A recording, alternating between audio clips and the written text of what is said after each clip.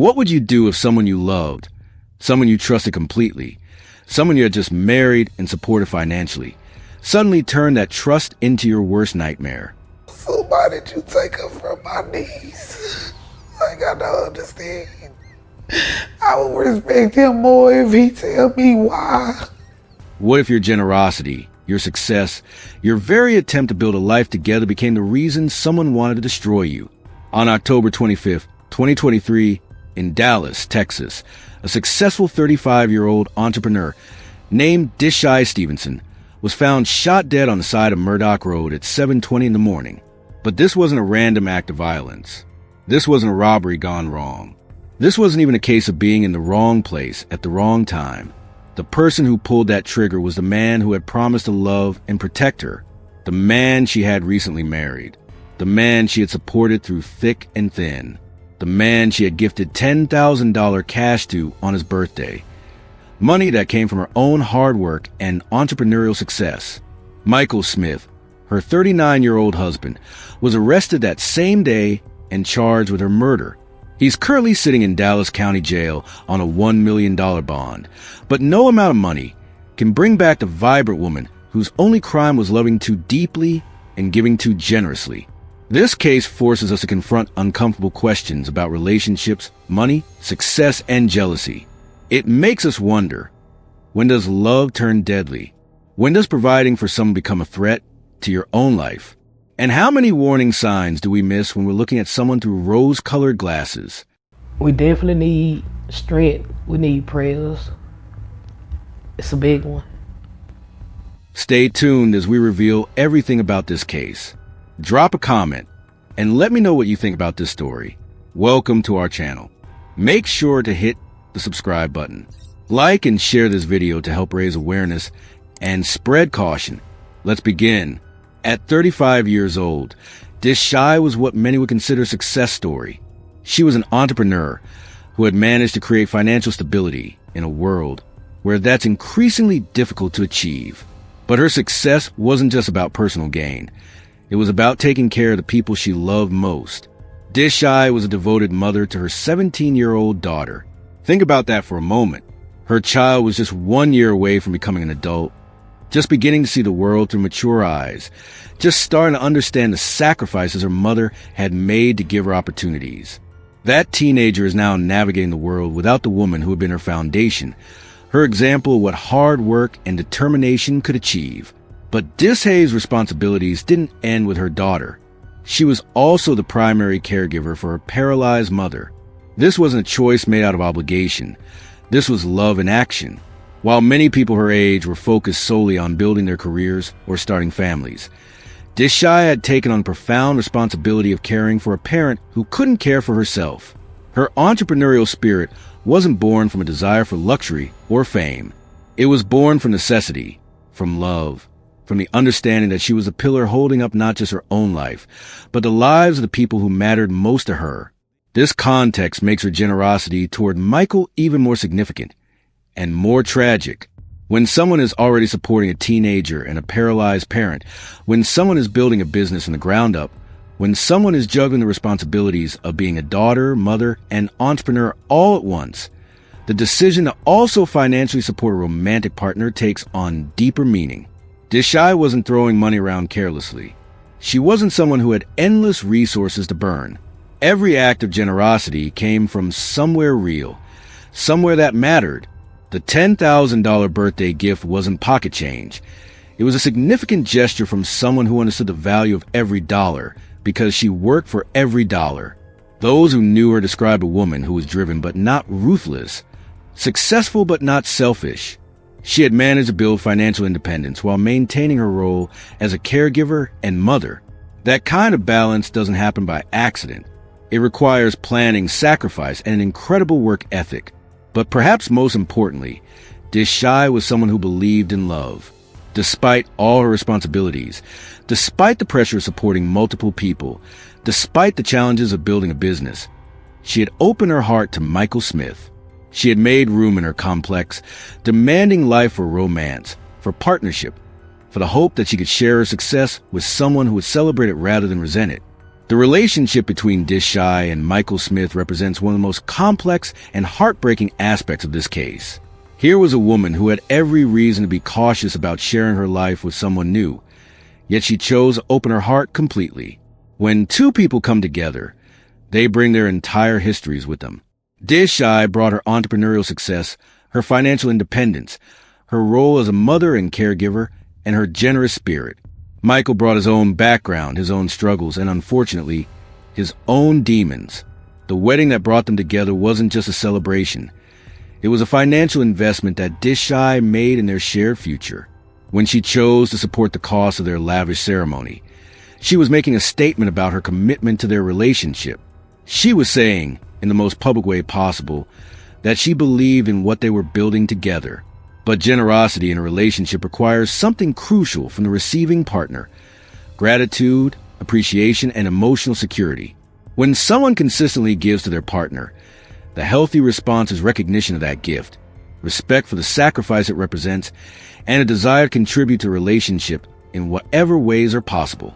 Unfortunately, Michael's response to Dishaye's generosity tells a different story. Instead of feeling grateful for her financial support, reports suggest he felt threatened by her success. Instead of celebrating her entrepreneurial achievements, he reportedly harbored jealousy and resentment. This dynamic is more common than many people realize. When one partner significantly out-earns the other, when one partner is a primary financial provider, when one partner has achieved a level of independence that the other hasn't reached, it can create tension that goes far beyond money. Michael's reported drug addiction adds another layer of complexity to these dynamics. Addiction doesn't just affect the person using substances. It affects every relationship they're part of.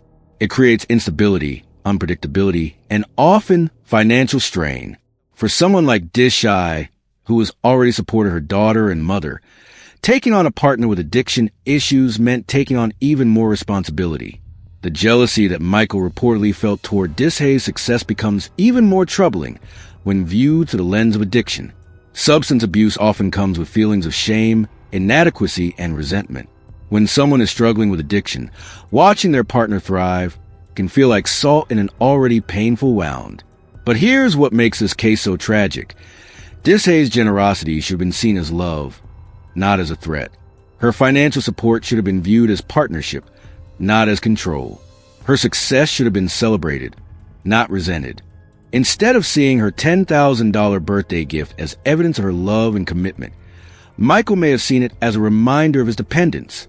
Instead of viewing their expensive wedding as Dishaye's investment in their future, he may have experienced it as another example of his inability to provide.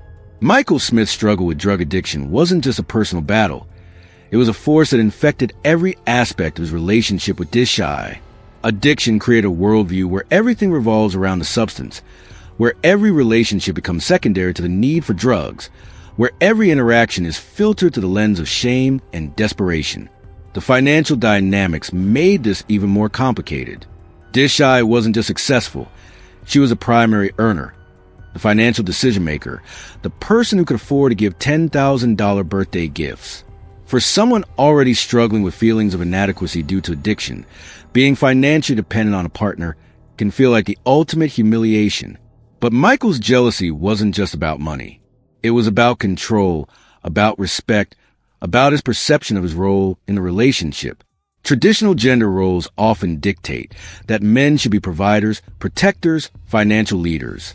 When those roles are reversed, some men experience it as an attack on their masculinity rather than an opportunity for partnership. The reports of Michael being unhappy about Dishaye's success reveal something deeply troubling about his mindset. A loving partner celebrates their significant other's achievements. A healthy relationship thrives when both people are successful and fulfilled. The fact that Dishaye's entrepreneurial victories made Michael unhappy suggests that he viewed their relationship as a zero-sum game. Her wins were his losses. This perspective is not only toxic, but dangerous. When someone begins to see their partner's success as a threat to their own identity, when they start to blame their partner for their feelings of inadequacy, when they begin to resent the very qualities that should make them proud, violence becomes a possibility. But we can't blame addiction alone for what happened to Dishaye. Plenty of people struggle with substance abuse, without becoming violent toward their partners. Plenty of people experience financial dependence without feeling murderous toward their providers. Michael's actions represent choices he made, not inevitable consequences of his circumstances. The warning signs were likely there, hidden beneath the surface of what appeared to be a loving relationship: the tension around money, the discomfort with Dishaye's independence, the resentment toward her success. These are all red flags that often precede domestic violence. October 25th, 2023, started like any other day in Dallas, Texas. People were getting ready for work, sending their children to school, beginning another Wednesday with the usual routines that make up ordinary life. But for Dishaye Stevenson, this would be her last ordinary morning. At 7:20 a.m., Dallas police received a call that would shatter the lives of everyone who loved Dishaye. Someone had reported a shooting in the 1600 block of Murdoch Road, a location that would forever be connected to this senseless tragedy. When officers arrived at the scene, they found Dishaye shot on the side of the road. This wasn't inside a home where domestic violence often occurs behind closed doors. This wasn't a secluded area where someone might expect privacy for their crime. This was on a public road, in broad daylight, where anyone could have witnessed what happened. For Dishaye, this moment represented the complete destruction of everything she had worked to build. In an instant, her entrepreneurial success meant nothing. Her role as a mother and caregiver was ended. Her recent marriage became the reason for her death rather than the foundation for her future. All of her generosity, all of her love, all of her hard work, none of it could protect her from the man who had promised to cherish her. The responding officers found themselves confronting a scene that happens far too often in America. A woman, dead from gunshot wounds, killed by someone who was supposed to love and protect her. The statistics are staggering. Intimate partner violence accounts for 15% of all violent crime, and firearms are used in approximately 20% of intimate partner homicides. But Dishaye wasn't just another statistic. She was a 35-year-old woman who had spent the morning of her death probably thinking about her business, her daughter, her mother, maybe even planning something special for the relationship that would ultimately kill her. She may have woken up that morning still believing in the marriage she had financially supported, still hoping that love would be enough to overcome whatever problems they were facing. Michael was arrested later, that same day. The speed of his arrest suggests that evidence pointing to his guilt was overwhelming. Whether it was witness testimony, physical evidence, or his own admissions, law enforcement quickly determined that this wasn't a case that required extensive investigation to identify the perpetrator. The $1 million bond that was set for Michael reflects the seriousness of the charges and probably his perceived flight risk. A $1 million bond is not standard for every murder case. It suggests either particularly heinous circumstances or a defendant who poses unusual dangers to the community. Think about what that day meant for Dishaye's 17-year-old daughter. She woke up on October 25th with a mother who was building a business, planning for the future, and trying to create stability for their family. By evening, she was an orphan dealing with the reality that her mother's husband, her stepfather, had murdered the most important person in her life. Consider what it meant for Dishaye's paralyzed mother. She had depended on her daughter not just for care, but for the hope that someone would always be there to ensure her needs were met. In one morning, she lost both her caregiver and her child, leaving her to face an uncertain future while grieving an unthinkable loss. Michael Smith's arrest on the same day as the murder speaks to the overwhelming evidence that pointed toward his guilt. Dallas police didn't need weeks or months to identify their prime suspect. The statistics and circumstances of intimate partner violence made the investigation direction clear from beginning. The $1 million bond that was set for Michael reflects several important factors in how the court system viewed this case. First, it indicates that prosecutors and judges recognize the severity of the crime and the danger Michael posed to the community. Second, it suggests that there may have been concern about flight risk, given that someone willing to commit such a violent act against their spouse might not be willing to face the consequences of their actions. Currently, Michael Smith remains in Dallas County Jail, held on this substantial bond while the legal process moves forward. The murder charge he faces carries the possibility of life in prison or even the death penalty, depending on the specific circumstances and how prosecutors choose to pursue the case. However, while the legal system works toward holding Michael accountable for his actions, it's important to recognize what justice cannot accomplish. No amount of prison time will bring Dishaye back to her teenage daughter, who needs guidance through her final year of high school and beyond. No verdict will restore the care that Dishaye's paralyzed mother depended on for daily survival. No sentence will rebuild the entrepreneurial success that died with her on that Dallas road. For Dishaye's daughter, the trial process means watching her stepfather, someone who was supposed to help raise and protect her, be prosecuted for murdering her mother. For Dishaye's extended family, it means seeking justice while simultaneously grieving and trying to rebuild their lives without the person who had been their foundation. Dishaye's generosity toward Michael should have been met with gratitude and appreciation. Instead, it may have fed resentment that ultimately cost her life. This pattern appears repeatedly in domestic violence cases.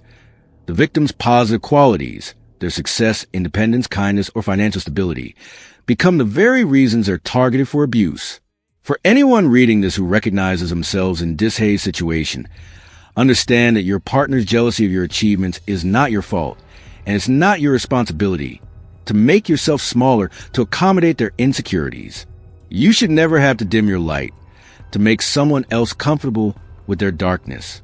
The financial dynamics in this relationship also highlight how economic abuse often precedes physical violence. When someone consistently relies on their partner financially while simultaneously resenting that dependence, they're creating a psychological situation that can explode into violence. The shame of financial dependence, combined with addiction and jealousy, created a perfect storm in Michael's mind. Drug addiction played a role in this tragedy, but we cannot allow it to excuse Michael's choices. Millions of people struggle with substance abuse without becoming violent toward their partners. Addiction may explain some behaviors, but it never justifies murder. Michael made conscious decisions that led to Dishaye's death, and he must be held accountable for those choices regardless of his struggles with drugs.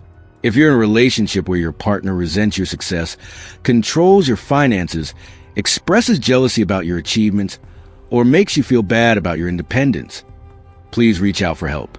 Contact the National Domestic Violence Hotline at 1-800-799-7233, which provides 24/7 confidential support. The tragedy of Dishaye's death is that it was preventable, not by her. She did nothing wrong by being successful, generous, or independent. It was preventable by a society that better recognizes warning signs, by friends and family who know how to respond to concerns about domestic violence, and by systems that can intervene before jealousy and resentment explode into murder. Dishaye's entrepreneurial success should have been celebrated, not resented. Her generosity should have been cherished, not exploited. Her financial independence should have been respected, not seen as a threat. She deserved a partner who saw her achievements as benefits to their shared life, not as challenges to his identity. Her story reminds us that love should never require you to make yourself smaller, poorer, or less successful to accommodate someone else's insecurities. Real love celebrates your victories, supports your dreams, and sees your success as a reflection of the amazing person they're lucky to be with. Dishaye Stevenson deserved a life filled with the same love and generosity she showed others. She deserved a partner who celebrated her success rather than resented it. She deserved to see her daughter graduate, to continue caring for her mother, to build her business into something even more meaningful. Instead, she became another victim of intimate partner violence, another woman whose light was extinguished by someone who claimed to love her. We remember her not just as a victim, but as an entrepreneur, a mother, a daughter, and a woman whose generosity and success should inspire us rather than serve as cautionary tales about the dangers of being too successful, too independent, or too generous in love. Dishaye Stevenson's life mattered. Her dreams mattered. Her success mattered. And her death must matter enough for all of us to commit to preventing others from suffering the same fate.